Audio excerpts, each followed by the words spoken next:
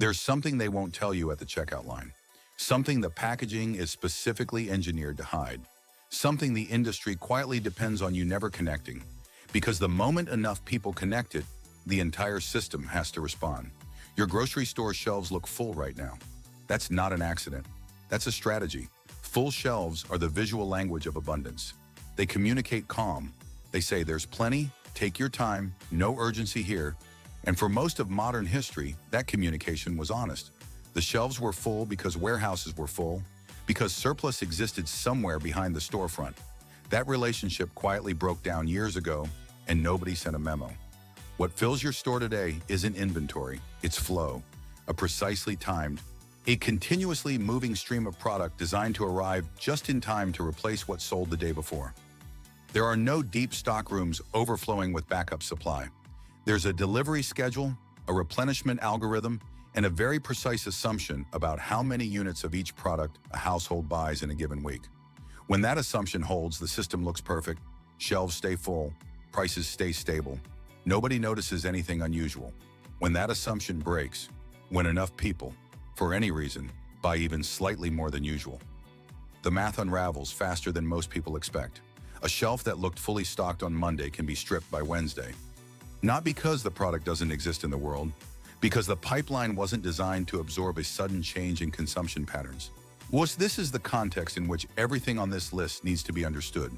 12 items and then some that sit in your cart every week, being quietly transformed in ways that are specifically calibrated to avoid your notice. Not all of them are rising in price. Some are shrinking, some are changing in composition, some are stable on the surface, while the cost structure underneath them shifts in ways that haven't hit your receipt yet, but absolutely will.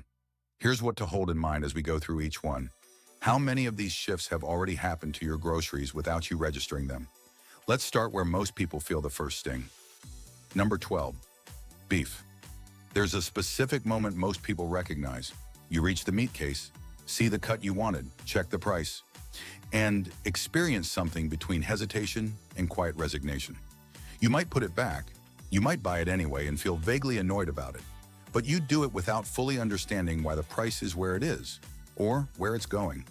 Beef prices have climbed between 5 and 14% across different cuts in recent months, making it one of the most aggressive movers across the entire food category. But the percentage alone doesn't tell you anything useful about whether that trend continues. To understand that, you need to go upstream. Here's what gets buried in most coverage. Feed costs, specifically corn and soybeans, represent more than 60% of the total expense of raising cattle. Not 20%, not a third, more than half. Which means that when commodity prices in those agricultural markets shift, once the economics of cattle production change almost immediately, there's no buffer, no strategic reserve of grain allowing producers to absorb cost spikes for a quarter or two before passing them through. The cost moves and the shelf price follows. But there's a second dynamic that almost nobody discusses. Cattle are currently being brought to market earlier than standard production timelines would normally call for. This isn't a supply crisis in the conventional sense. It's a financial calculation being made at the farm level. Holding animals through longer growth cycles when feed costs are elevated becomes economically indefensible for many operations. The animals come to market earlier. The long-term effect of that choice is a tighter supply pipeline further down the road, even if current shelves look fine. Here's what happens when beef gets expensive enough that consumers start switching proteins at scale. The demand pressure doesn't disappear. It relocates. Chicken gets more expensive. Pork follows. The affordable alternative you assumed you had access to quietly prices upward before you realize you've already committed to it. Insider move. Buy larger cuts now and use the freezer. What you pay per pound this week is almost certainly the low watermark for the foreseeable future. The arbitrage window between today's price and where it's heading is real, but it has a closing date. Number 11. Coffee. Ask yourself something honest. If your morning coffee became genuinely unaffordable, not inconvenient, actually unworkable as a regular expense, how many months before you'd fully register it?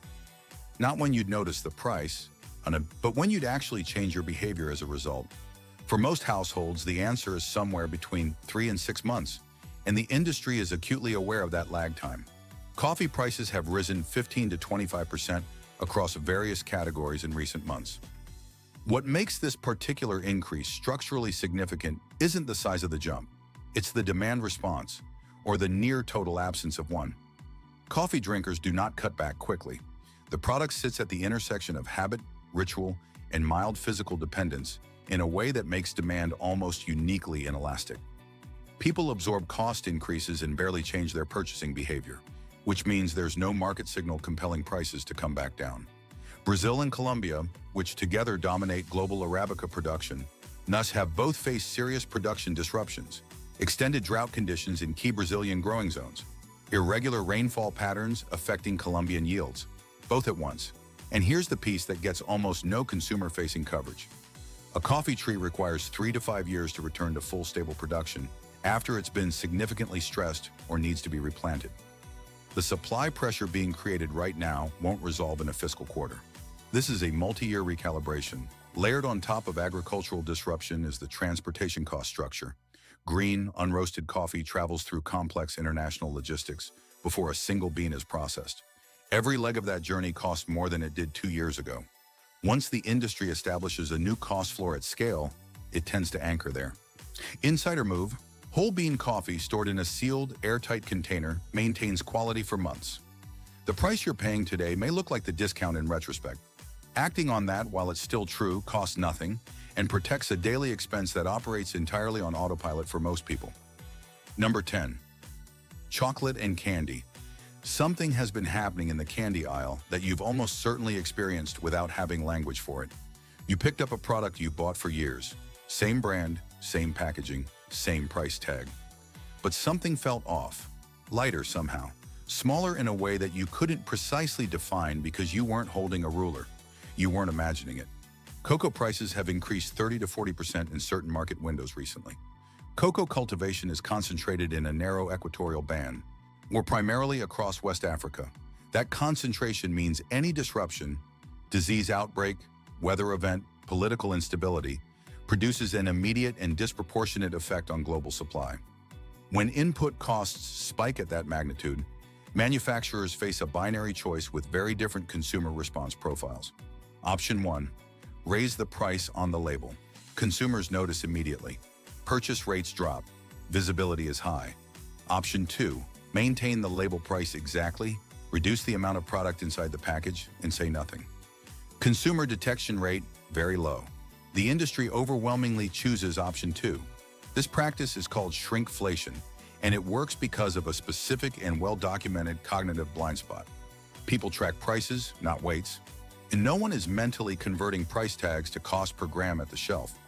A bar that goes from 90 grams to 82 grams with the same sticker price has just experienced a meaningful real terms price increase that most consumers will never register.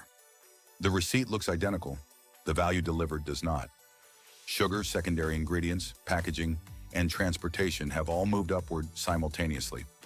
Rather than revise the visible price, the physical product quietly gets compressed. Your shopping basket looks the same.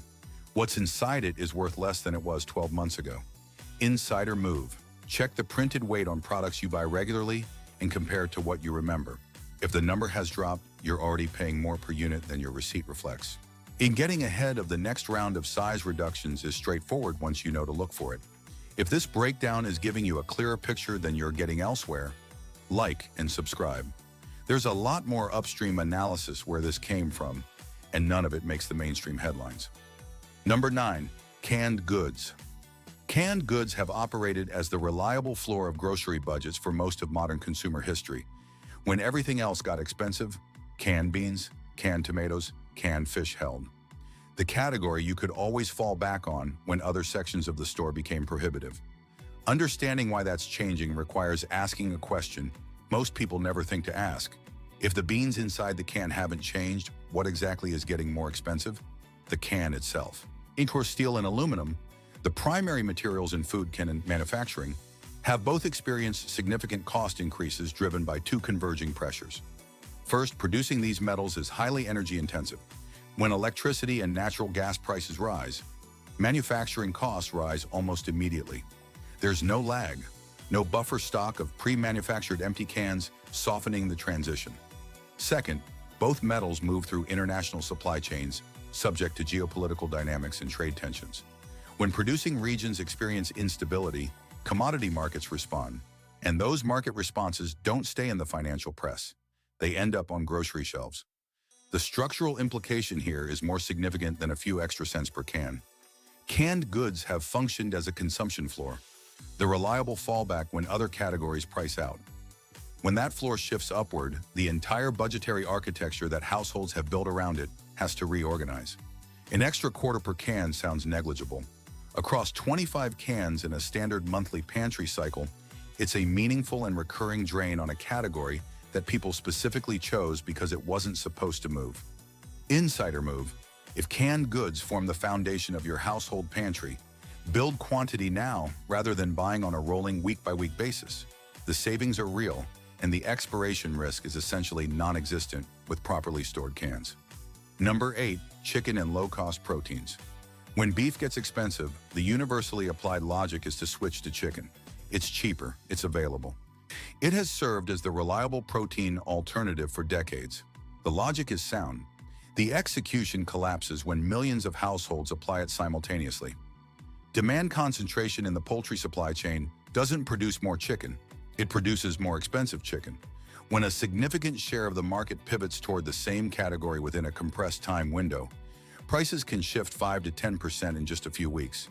Not because production failed, but because the demand signal overwhelmed the system's capacity to absorb it at existing price points. That demand pressure would be manageable if underlying production costs were stable. They aren't.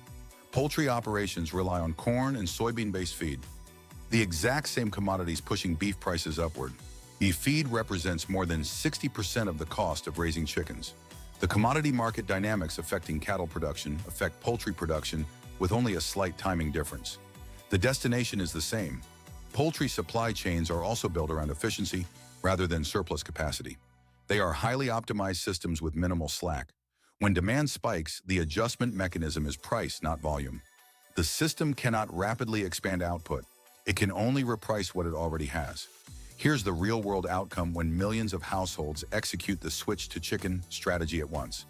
The savings the strategy promised disappear before the first shopping trip has ended. Insider move: stock multiple protein categories rather than concentrating in one. Eggs, legumes, eat canned fish. Diversifying your protein exposure means no single category's price movement creates a critical budget problem.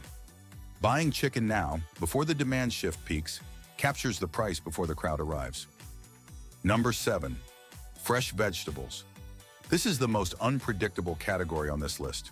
Not because it rises the fastest, but because of the speed at which it moves and the total absence of warning before it does. Fresh vegetable prices don't drift, they jump.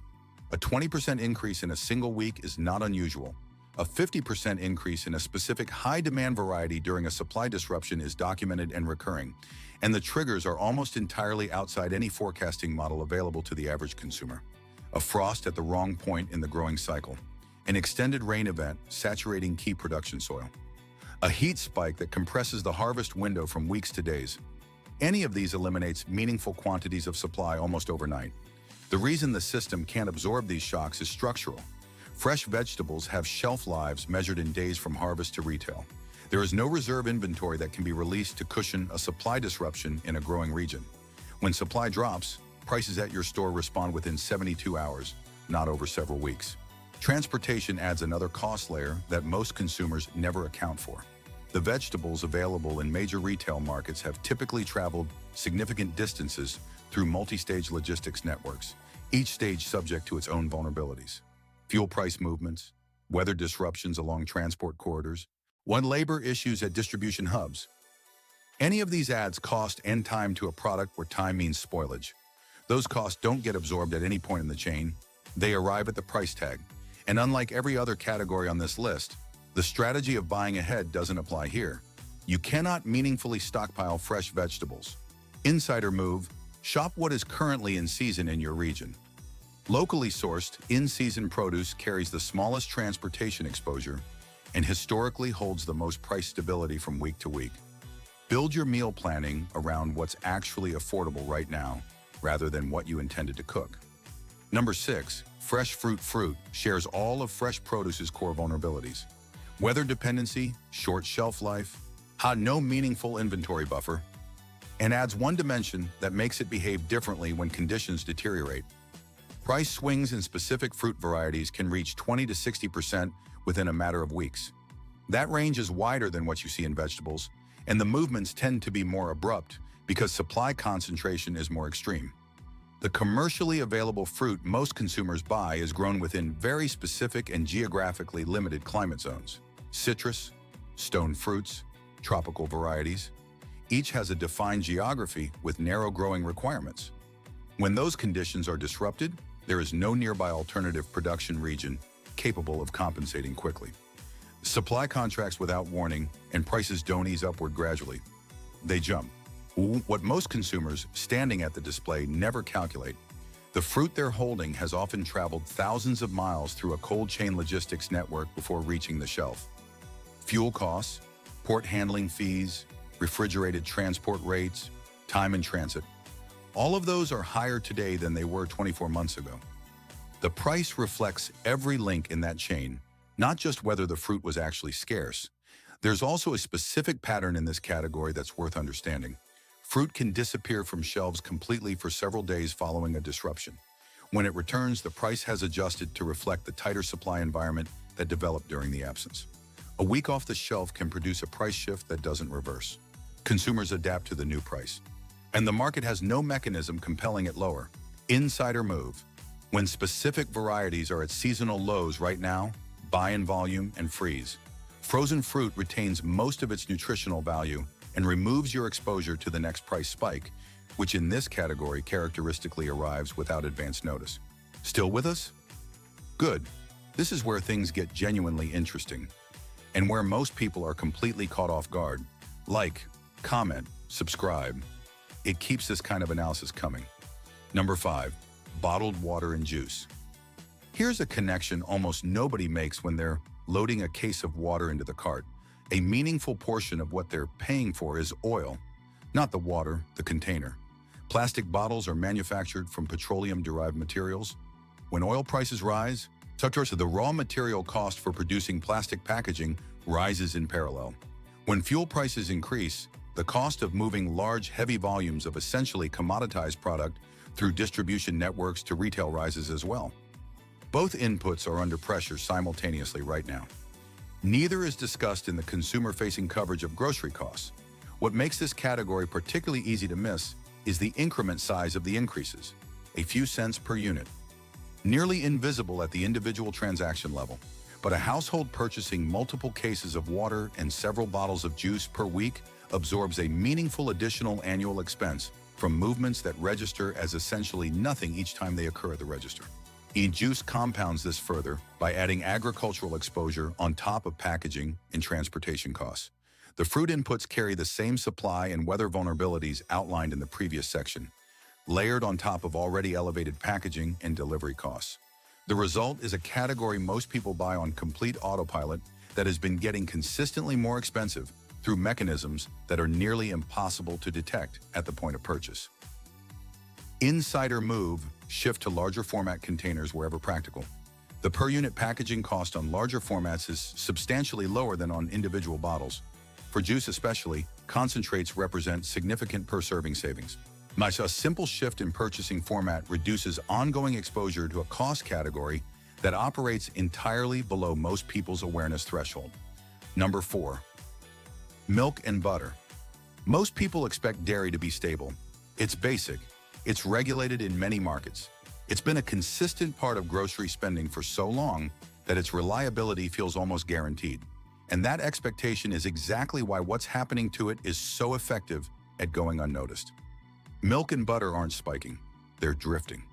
Sustained at 4 to 8% annual increases in a staple category does more long-term damage to household budgets than a sharp, visible spike. A spike gets noticed. It generates attention. It sometimes reverses. A drift just becomes the new baseline. Your internal reference price recalibrates without any conscious moment of decision. And the old price starts to feel like a different era you can't quite remember. Energy is the primary driver most coverage ignores entirely. Dairy is a cold chain product from the moment it leaves a farm. Processing facilities, refrigerated transport, retail cold storage. Every stage of the journey from production to your refrigerator is energy intensive. When electricity and fuel costs rise, dairy costs rise with them regardless of what happens to every other input. You're not paying for milk alone. You're paying for the uninterrupted cold logistics network that maintained its temperature across hundreds of miles. Butter moves faster than milk because it's a processed derivative. Manufacturing and packaging add cost layers on top of the raw dairy input. When processor margins are thin, cost increases pass through with minimal delay. And because the entire dairy category shares an interconnected cost base, when milk prices shift, cheese, yogurt, cream, and ice cream all quietly reprice in the same direction. Not dramatically, just steadily, in small amounts, section by section, so the aggregate monthly impact doesn't have a single moment you can point to. Insider move: butter freezes exceptionally well and holds quality for months. Buying ahead at current prices is one of the lowest risk forward purchases on this entire list. Number 3, bread and wheat products. Bread is the universal background product, present in almost every household, purchased almost every week, expected to be so cheap as to be basically irrelevant as a cost category. That background status is what makes it so effective at accumulating increases without triggering any alarm. Wheat-based products have seen price increases in the range of 6 to 12% recently, but tracking that number without understanding the input chain behind it misses the structural reason why the pressure is likely to continue. Wheat cultivation at commercial scale requires synthetic fertilizer. Synthetic fertilizer production requires natural gas as a primary manufacturing input. When energy prices rise, fertilizer prices rise rapidly. Increases of more than 30% within a single quarter have been documented in recent high-pressure periods. That cost doesn't remain at the farm level. It migrates through every stage of production until it arrives at your bread aisle. Fuel costs for transporting grain from growing regions to mills. Flour from mills to commercial bakeries. Finished product from bakeries through regional distribution to individual retail stores. Every leg of that chain costs more than it did 24 months ago. Then there's packaging. Commercial bread is wrapped in petroleum-derived plastic film. Add one more oil-linked input to the chain. Bread doesn't spike dramatically the way protein or produce can, but it also doesn't come back down. Each time any link in the cost chain reprices upward, that adjustment becomes the new floor from which everything else is measured. Because the product is purchased by essentially every household every week, even small sustained increases represent consistent compounding cost over time. Insider move: bread freezes effectively and maintains quality for months. Flour and wheat-based staples store well in sealed containers for extended periods. When buying ahead is practical, and the direction of input costs makes the financial case straightforward. Number 2, sugar. Most people don't believe they buy much sugar. That belief is worth examining carefully because it may be the assumption quietly costing more than any other on this list. Sugar prices have increased approximately 5 to 7% recently. In isolation, that sounds moderate, manageable. But sugar doesn't function as a standalone consumer product in the way most of its cost impact arrives. It's embedded as an ingredient, often multiple simultaneous forms of an ingredient, in an enormous range of products that households buy every week without ever categorizing them as sugar purchases. Baked goods, packaged snacks, condiments, breakfast cereals, pasta sauce, most flavored yogurts, soft drinks. Almost everything in the processed and packaged food sections of your store contains sugar in some form. When the underlying commodity cost of sugar rises, every one of those products absorbs part of that increase and passes it through to the shelf price. But here's the mechanism that makes it virtually invisible. You don't register it as a sugar cost when you're shopping. You notice that the yogurt is slightly higher, that the bread edged up a bit, that the pasta sauce costs a little more than you remembered. No single item triggers any alarm response. The aggregate across a full weekly shop produces a total that's measurably higher than it was 6 months ago, with no obvious single explanation for where the difference went. Sugar is one of the primary mechanisms producing that experience. And it works precisely because it doesn't appear as a line item anywhere on your receipt. There's no moment where you look at a number and think, ah, that's the sugar cost. It's diffused invisibly across dozens of separate transactions. There's also a manufacturing dimension worth knowing. Sugar isn't only a sweetener in food production, it functions as a preservative, a texture modifier, and a structural contributor to volume in many products. Reformulating products to reduce sugar content is operationally expensive and complex. Manufacturers don't absorb the cost. They pass it through pricing. The cost reaches you without a label. Insider move. Audit the packaged products you buy weekly and pay attention to sugar in its multiple listed forms on ingredient lists. The embedded cost is the one most people never see until they're already absorbing it. You're almost at the end. And this last section is where the real structural insight lives. If you've made it this far, subscribe. This is the kind of analysis that doesn't get easier to find. Number 1, dry goods, rice, pasta, dried beans, oats. This is number 1 not because it's the most expensive category right now. It's number 1 because the conditions that make it feel the most stable are exactly the conditions that make it the most dangerous when something shifts. Dry goods are the category people feel least urgency about. No spoilage pressure, long shelf life, predictable pricing, a reliable backup for when everything else gets expensive. The category that has always been there when other options closed off. That stability isn't structural. Yes, it's conditional. And the condition it depends on can break in a direction and at a speed that almost nobody anticipates. Here's the core insight that most people have genuinely never encountered. Full retail shelves do not mean full warehouses. The modern grocery distribution system for shelf-stable goods operates on what logisticians call continuous replenishment logic. Retail inventory is kept intentionally lean, not as a failure of the system, but as a design feature. Products flow into stores on calibrated schedules matched to predicted daily consumption. The system is highly efficient. It minimizes holding costs, reduces waste, and optimizes cash flow. But it is built around a single critical assumption, that consumption stays close to the forecast. When that assumption breaks, when a meaningful percentage of households simultaneously purchase more than usual, whether from concern, from instinct, from a news item they half absorbed, the replenishment system cannot compensate quickly. Product continues arriving at the rate designed for normal demand patterns. A shelf that appeared completely stocked on Monday can be substantially empty by Wednesday.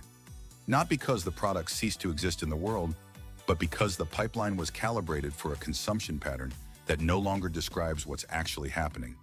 This has played out in documented, observable ways during past periods of economic uncertainty and supply chain stress. Products that appeared to be in abundant supply vanished from shelves within days. When they returned, prices reflected the new information the market had received about consumer willingness to pay to secure them. Those price signals anchored. They did not reverse. Dry goods also carry real input cost exposure that most people never connect to the category. Rice specifically has significant export concentration risk. A small number of countries control the majority of global trade volume. When any of those governments implements even a temporary export restriction, a policy decision that can happen without warning and for reasons entirely unrelated to actual supply conditions, global prices react immediately. No buffer, no delay. The wheat derivatives embedded in pasta production carry the same structural exposure from the same upstream pressures described in the bread section. Energy costs, fertilizer, transportation, packaging, all of it moves through this category too, just more slowly and less visibly than in fresh produce or protein. The core paradox is this: the category you feel the least urgency about stockpiling is the one most likely to become unavailable precisely when circumstances create the need for it. Not because production failed, because the mechanics of how a lean distribution system responds to coordinated, even if uncoordinated, shifts in consumer behavior can make it disappear from shelves before the average person has processed what's happening. By the time the signal is legible, the window to act on it has often already closed. Insider move: dry goods require no special storage conditions and carry essentially no spoilage risk when properly stored. Increasing your on-hand supply of rice, pasta, wine and dried legumes now, before any behavioral shift in consumer buying, removes your exposure to both distribution disruptions and policy-driven price spikes. The downside of acting early in this category is minimal. The downside of waiting can be substantial.